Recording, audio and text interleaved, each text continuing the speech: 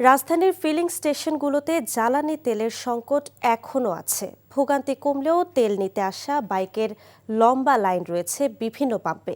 এ বিষয়ে আরও খবর জানাতে যুক্ত হচ্ছেন সহকর্মী আবির আহমেদ। আবির, ঢাকার পেট্রোল পাম্পগুলোতে তেল সরবরাহ কেমন এবং ক্রেতারা কি বলছেন?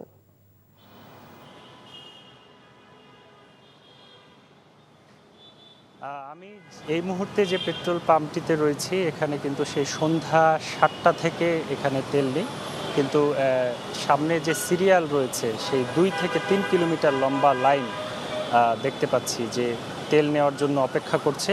এখান থেকে আশ্বাস দেওয়া হয়েছে যে দুপুর ২টার পরে হয়তো এখানে তেল আসলে সে তেল সরবরাহ করতে পারবে। এরপরেও প্রশ্ন ছিল তবুও কেন এখানে লাইন দেওয়া। তারপরে তারা যেটি বলছেন যে যারা এখানে গাড়ি বা বাইকের যারা গ্রাহক রয়েছেন তারা এমনটি বলছিলেন যে তারা বেশ কয়েকটি পাম্পে এভাবে ঘুরে এখানে এসে তারা এখন সিরিয়াল দিয়েছেন এবং কারো কারো আসলে তেল ফুরিয়ে গিয়েছে। এবং কিছুক্ষণ আগে আমার আরেক সহকর্মীর কাছে যেটি শুনেছিলাম যে একটি তেলের দুর্ঘটনার কথা, এমন আরেকটি বিষয়ে অভিযোগ পেয়েছি। এই প্রেক্ষিতেই যদি বলি যে এই তেল কিন্তু এখন পর্যন্ত অনেকের বাসায় মজুদ রয়েছে, সেখান থেকেও দুর্ঘটনা ঘটতে পারে এমনটি বিশেষজ্ঞরা এমনটি বলছেন এবং যে কোনো সময় বড় ধরনের আকার ধারণ করতে পারে। এর পাশাপাশি যদি বলি, সকাল থেকে বিভিন্ন পাম্পে ঘুরে যেটি দেখেছি, সেই সকাল থেকে দীর্ঘ লাইন তৈরি হয়েছে এবং পাম্প কর্তৃপক্ষের সাথে কথা বলেছিলাম। তারা সরকারের সাথে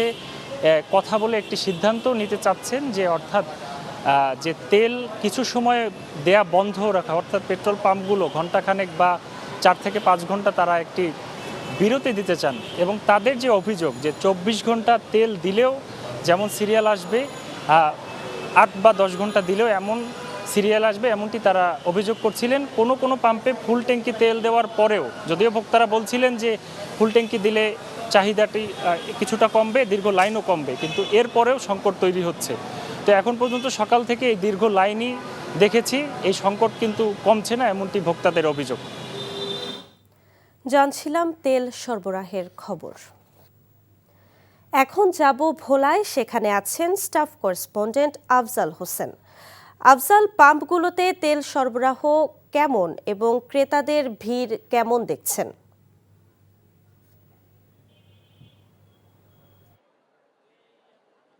আমি এই মুহূর্তে রয়েছি ভোলার শহরের প্রাণকেন্দ্রে মাশাআল্লাহ ফিলিং স্টেশনে। আমি গতকালকে রাত্র ৩টা পর্যন্ত এখানে ছিলাম এবং আমি সকাল থেকে আমি বেশ কয়েকটি পেট্রোল পাম্প এবং খুচরা যে দোকানগুলো সেই দোকানে গিয়েছি। আমি কথা বলেছি খুচরা বিক্রেতা এবং পেট্রোল পাম্প মালিকদের সাথে। তারা যেটা জানিয়েছেন যে প্রশাসনের সমন্বয়হীনতার কারণে বড় ধরনের একটা জটলা কিংবা সমস্যা দেখা দিয়েছে। আমি গতকালকে যখন রাত্র প্রায় ৩টা পর্যন্ত এখানে অবস্থান করছিলাম, তো এখানে প্রায় হাজার খানিক মোটর সাইকেল এবং ট্রলি সহ অন্যান্য যানবাহন অপেক্ষমান ছিল তেলের জন্য। এবং আপনি দেখতে পাচ্ছেন যে আমার পিছনে এখনও তারা ফজরের পর থেকে বাইকাররাও এসেছে তেল নেওয়ার জন্য। আমার সামনে রয়েছে অসংখ্য মোটরসাইকেল এবং অন্যান্য যানবাহন। একটি সমন্বয়হীনতার কারণ হিসেবে তারা পেট্রোল পাম্প, খুচরা বিক্রেতা এবং যারা বাইক চালান তারা জানিয়েছেন যে একটি জায়গায় তেল দেওয়ার কারণে এই সমস্যা রয়েছে এবং অনেকেই বিভিন্ন জায়গায় তেল নিচ্ছে। আমি কালকে দেখেছি প্রশাসন তাদের প্যাডে চিঠি দিয়ে তেল চেয়েছেন। তো এই সমন্বয়হীনতার কারণেই তারা বলেছেন যে এই তেলটি যদি সর্বত্র দেওয়া হয় তাহলে তাদের উপরে চাপ পড়ে না। তো এই ছিল আমার কাছে সর্বশেষ খবর। জানছিলাম ভোলায় পাম্পে তেল সরবরাহের খবর। এবার যাচ্ছি সিলেটে, সেখানে আছেন আমাদের স্টাফ করেসপন্ডেন্ট সজল ছত্রী। সজল, পেট্রোল পাম্পের অনির্দিষ্টকালের বন্ধ থাকায় এর প্রভাব কেমন দেখছেন এবং ক্রেতারা কি বলছেন?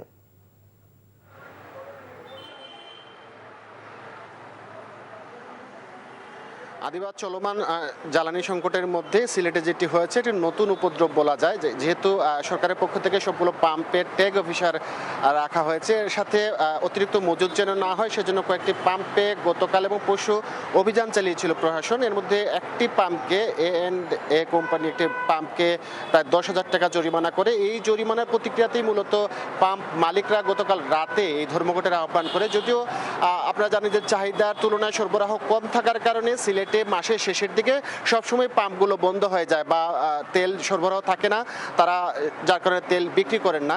কিন্তু আজ থেকে আর সকাল থেকে একেবারেই বন্ধ। স্বাভাবিকভাবে এটি প্রভাব পড়তে শুরু করেছে, বিশেষ করে তো তেল চালিত যে যানবাহনগুলো আছে এরই মধ্যে বিভিন্ন জায়গায় আমরা শুনেছি যে বাড়তি ভাড়া আদায়ের চেষ্টা করা হচ্ছে যারা সাধারণ মানুষের কাছ থেকে, যেহেতু তেল পাওয়া যাচ্ছে না।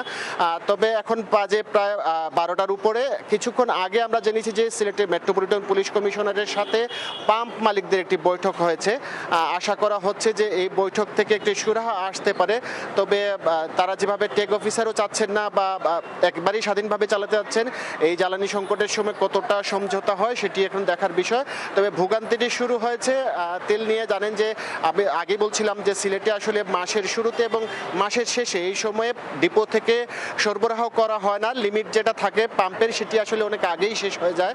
এই কারণে জ্বালানির সংকট যেটি আরও তীব্র হচ্ছে। তবে আশা করা হচ্ছে যে বৈঠক থেকে একটি সমাধান আসলে আপাতত এই সংকটটা থেকে বের হতে পারবে সিলেটের পাম্প মালিকরা এবং সাধারণ মানুষ। আদিবা, জানছিলাম সিলেটের পেট্রোল পাম্পের সবশেষ খবর।